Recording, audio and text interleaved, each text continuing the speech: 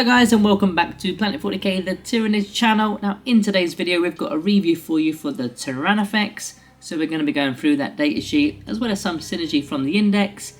We're going to go through the battlefield role, the pros and cons, and finally at the end of the video we will be giving our Planet 40k rating. So yeah, let's get straight into it I guess. So on the rear side of the data card, which is where we always begin, one Tyrannofex is equipped with the Flesh Borer Hive, Stinger Salvos and Powerful Limbs. So that's the unit composition. As for the actual points, well, it's 200 points. Now in 9th edition it was 185, but then you added 20 points for some of the weapons, unless you used the Flesh Borer Hive, which was free. So then he would have been 185. If you chose the other weapons, he was 205, so he is slightly cheaper, even though it is only 5 points. Now you do have the option of swapping out the Flesh Borer Hive with either one Acid Spray or one Rupture Cannon. We will of course go over those when we flip the card over. Keywords: Monster, Great Devourer, Tyrannofex, nothing really of note. So let's in fact flip the card over and let's check out the front of the card I guess. So the statistics are as follows. So movement of 9 inches, the toughness is toughness 12, it used to previously be 8. Of course monsters and vehicles have gone up in this edition, but 12 is quite tanky and I'm quite happy with that. The save is a 2+ armor save. 16 wounds, he has lost a wound since 9th edition, it was previously 17. Leadership is 8+, which is a little bit, a little bit shady, but of course we are Tyranids and with Synapse we can kind of defeat that.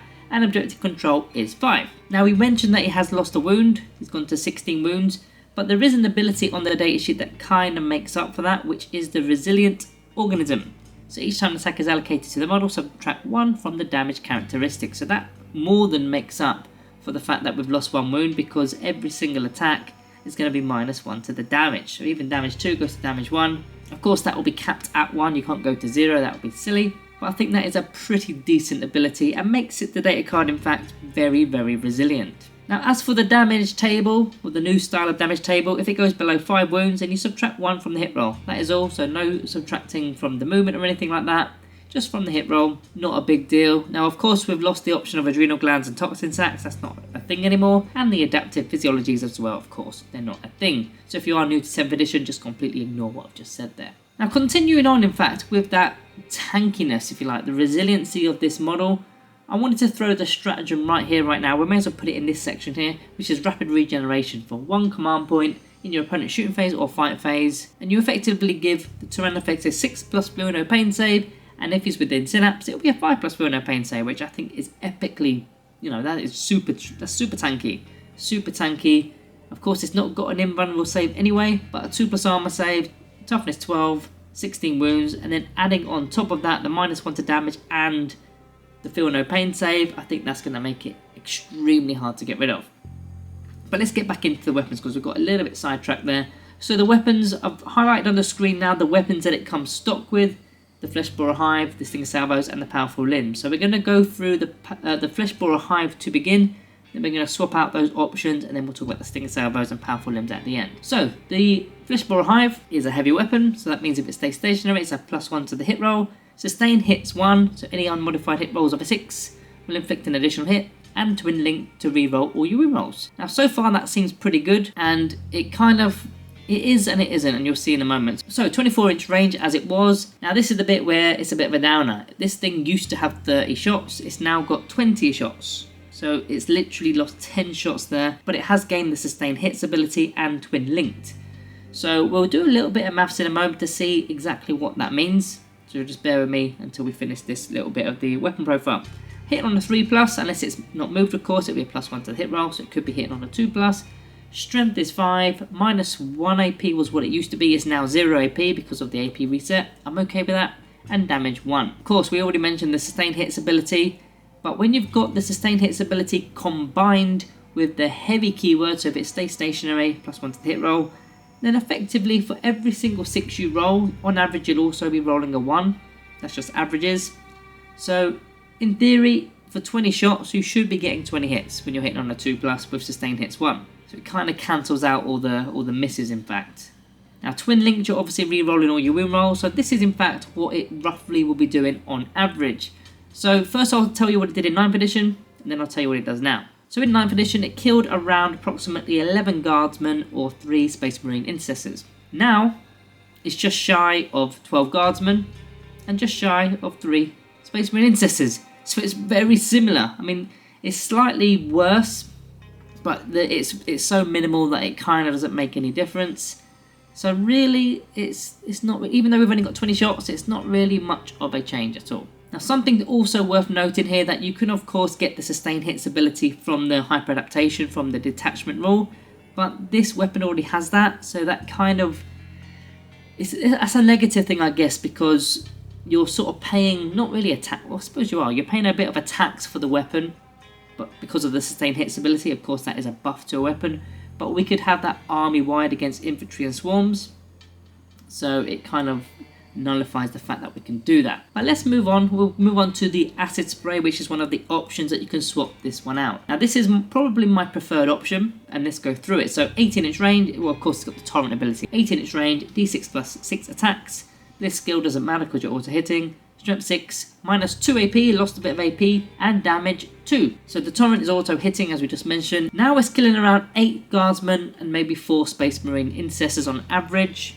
And that d6 does make it slightly janky, but the plus 6 makes it a bit more effective. Now, even though this is killing less, this is definitely a better option. The reason why is potentially you're going to get another volley of these with the Overwatch stratagem. Because not only can you use the Overwatch stratagem in the charge phase, you can also do it in the moon phase. Well, not also, you get one or the other. Because it is a once per turn thing, unless you're using the Hive Tyrant, which we'll talk about that in a moment. But either the movement phase or the charge phase, you can do the Overwatch stratagem, and you don't even need to be the target of a charge. And in fact, if it's the movement phase, they only need to get within 24 inches. Now this thing's got 18-inch range anyway, so that's plenty, isn't it, really? You can bang out one command point, do Overwatch, automatically hitting, and that's not even in your turn. So you're doing damage in your opponent's turn, and then when it gets around to your turn, you're doing that damage as well. So yes, that will cost a command point, but you've got the option there. But yeah, this is probably the one that I would prefer to take. Now, the third option, which is the Rupture Cannon. Some people like this, I personally don't, and I'll tell you why. So heavy, so +1 to the hit roll if you are staying stationary.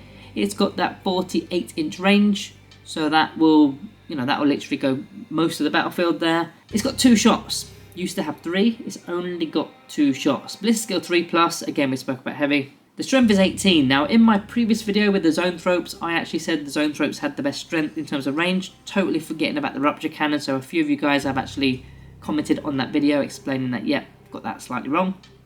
This is the best strength in terms of range capabilities, strength 18, which is really good. Minus 4 AP and the damage is 2d6. Now the previous strength in the old edition was strength 14, so it has gone up, and the damage used to be d6 plus 4. Now I think I prefer the d6 plus 4. You knew you were getting at least 5. 2d6 is an average of about sort of 7, whereas d6 plus 4 is probably about an average of 7, maybe 8. Depends on where you want to go. 7.5. So you used to get slightly more, but that plus 4 rather than 2d6 I think just guaranteed you that bit of damage, didn't it? Now this of course is a great anti-tank weapon. It wounds most vehicles and monsters on 3+, potentially a 2+ if they're going against toughness 9. Now this weapon is not going to like invulnerable saves, and it's not going to like feel no pain saves, but invulnerable saves are, well, they're the ones that are going to be the real killer for this weapon, and this is why in fact I don't like it, because you've only got 2 shots.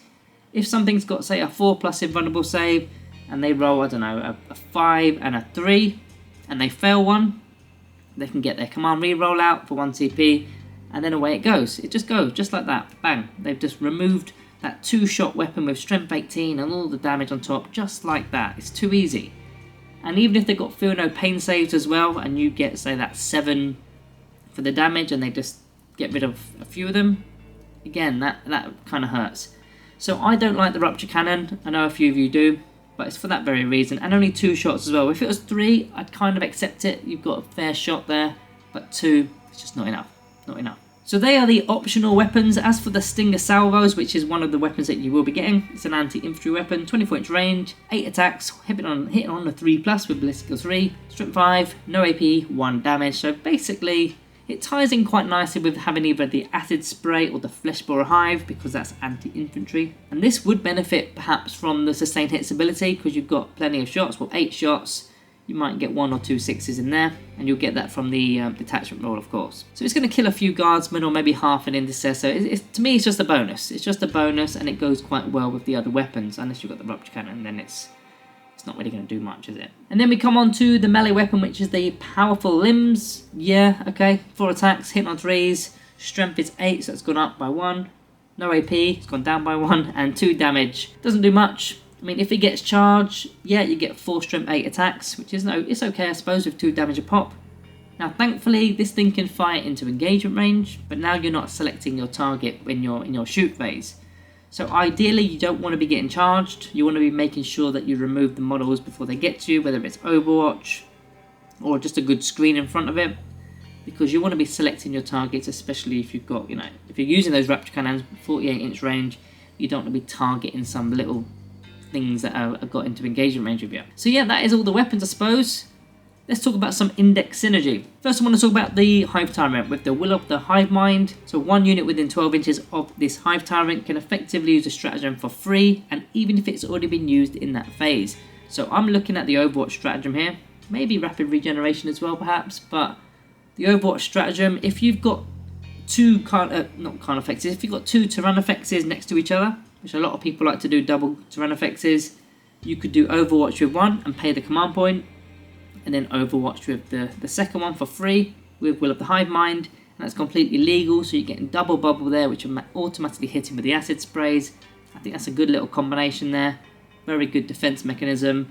You've also got the usual suspects here. You've got the Venom Throats with the benefits of cover. Now, of course, they're monsters, so they're not going to get the stealth ability. You've got the Zone Throats with the 6+ invulnerable save. You've got the Psychophage. I still don't know if I'm pronouncing that right, with the 6+ Funo Pain save. So yeah, there's a couple of different things that can give it a little bit more resiliency, but to be honest, I think it's tanky enough. I don't think it needs all that stuff. Maybe the light cover is probably the only one out of those that I would probably use. Having a +1 to the armor save. Now, it has a 2+ armor save anyway, but any AP, of course, is going to knock it backwards, and there's no invulnerable save here. Right, I want to talk about the battlefield role for a moment here. What is the battlefield role for the Tyrannofex? I think there's multiple ways of playing this thing. It could sit at the back and shoot, whether it's the rupture cannons, 48 inches. Maybe you just want to sit on your home objective with objective control 5 with your acid sprays, your flesh borer hives. You can do that, it's tanky enough. Or you could potentially go forward with it, get to the no man's land, get onto an objective. You may as well, because this thing's so tanky, it's going to be hard to shift. You may as well get onto an objective, score some points with it. It's going to be an absolute nightmare to get rid of, and it's quite a large model as well, so it's going to cover quite a lot of the space around the objective. Of course, you can't sit on objectives anymore in 10th edition. But ideally, this thing, if you're not taking the rupture cannon, if you're taking the anti-infantry weapons, either the acid spray or the flesh borer hives, then I would be looking at taking out potential screens or small minimum units that are trying to score and steal points from certain areas of the battlefield.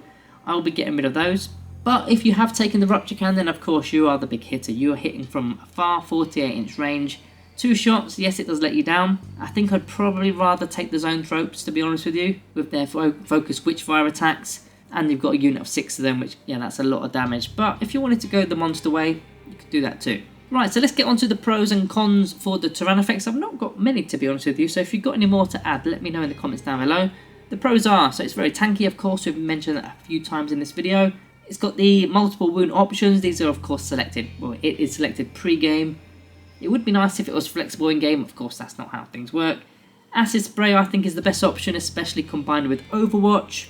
You've got the Rupture Cannon as an option. It does have the highest strength of strength 18. So some of you guys like that. And it's slightly cheaper than 9th with the weapon, only by 5 points. But hey, that's a pro, right?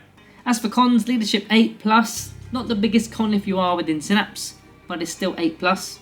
So if you're not within Synapse, then maybe your objective control does go, which is one of the main battlefield roles, I think, for the Tyrannofex, having that OC5 on an objective, being quite tanky. And the Rupture Cannon only has 2 shots. I had to put that in there because I just don't like it.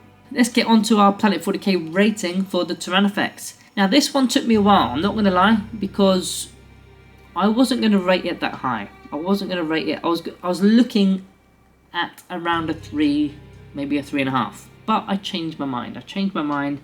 And the reason why is I was looking through the index and I was thinking, what else can shoot as efficient as a Tyrannofex can. And I was looking at the Zoanthropes, I was looking at the Exocrine. There's a few other ones, but I was thinking there weren't actually that many.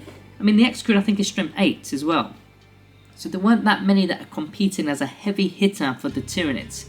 So for that reason alone, as well as the other reason with the, being so tanky and all that stuff, I pushed it to a 4-star. So I'm giving it a 4-star today. It is still early doors, so if I've got this wrong, let me know down in the comments below, because yeah, we've not had much experience as 10th edition players, have we? Because what is it now? It's the 28th of June, and I haven't even got my Leviathan box set yet. It's still not came in the post, so I'm still waiting on that. But yeah, guys, that is it from me today. Make sure you are subscribed if you are new around here. Thank you all for watching.